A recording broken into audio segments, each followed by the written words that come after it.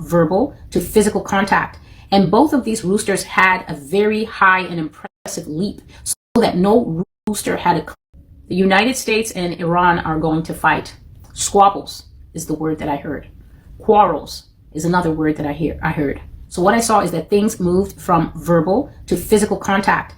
And both of these roosters had a very high and impressive leap, so that no rooster had a clear win. And then all of a sudden, the conflict stopped.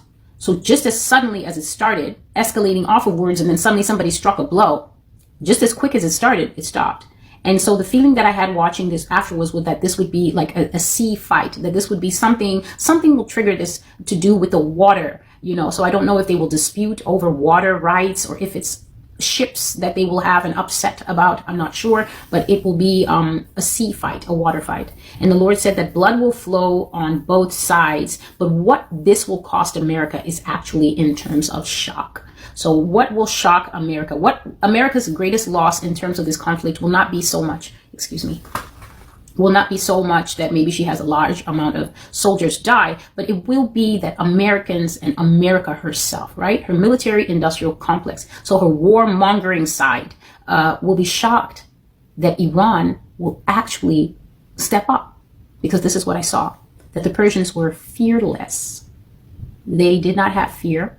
In fact, they had a fierce determination not to be beaten, not to be sidelined or disrespected any longer. So I saw Middle Eastern men, and their jaw was very firm, a very firm jaw of determination, like we have had enough, like that. So the true cost that America paid was the lack of fear in her enemy. And the thing is, because she's always perceived as untouchable, because Iran touched her, this shocked everyone. And you have to understand international relations. International relations is not just about what you can do. A large part of it is based on perception. It's about how people see you. Reputation in international law and international relations is gold. In fact, it's worth more than gold. It's not about the fight that you can bring. Sometimes you can win international disputes just because your opponent is afraid of the type of fight they think you can bring. So there's a lot of psychology that goes on in the international space between nations. This is probably why they come to conferences and everybody looks like Stonehenge. Nobody wants to show any emotion. Everyone is trying to look completely immovable, and it's a war of words. Why? It's all based on what you can get your opponent to believe. So the fact that Iran struck back, either struck first or struck back, shocked everyone. And I saw that the leaders in the Middle East were watching this with interest. Why is that? Because everybody thought, oh no, if you touch America, they'll bomb you out of existence if you do this and do that. But Iran touched America, and it showed everyone that she was touchable.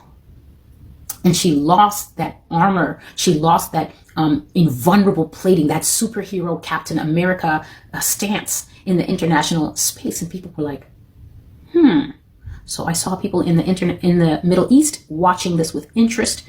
I saw China paying very close attention to this. But by contrast, Russia was acting as if they didn't care. Russia was acting as if, is that going on? Is that today? Russia was acting as if they didn't even have an idea that there was a conflict going on.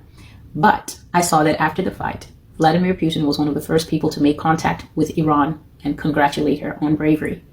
So I saw that America was very shocked behind her bravado. She didn't think that Iran would actually fight. She didn't think they would actually lay a hand on her. But they did, and they drew blood too. So there was no clear outcome in the battle. But in terms of points gained, right? In terms of bragging rights, Iran was the clear winner. The Lord made me know that the Persians are about to enter the international stage. They will be a major player in the end times. They have been banned from the international game for a long time because of America. But now, says the Lord, they're about to grab a racket, tennis racket, and play ball. Pick a team, all you nations. The final games are about to begin. So that's the prophecy called the cockfight, given to me, I think it was June. I said it at the beginning, so it's June 2019. Can't remember the exact date. But that is a prophecy of an international skirmish, an international toss-up that America will be drawn and baited into. And I've said that she will be drawn into several of these conflicts. And because America has this reputation, because she's always got something to prove, she will not use wisdom in holding back from some of these things. Anyone who pokes her, she's going to go, we're going over there. We're going to set this right. We're going to show them.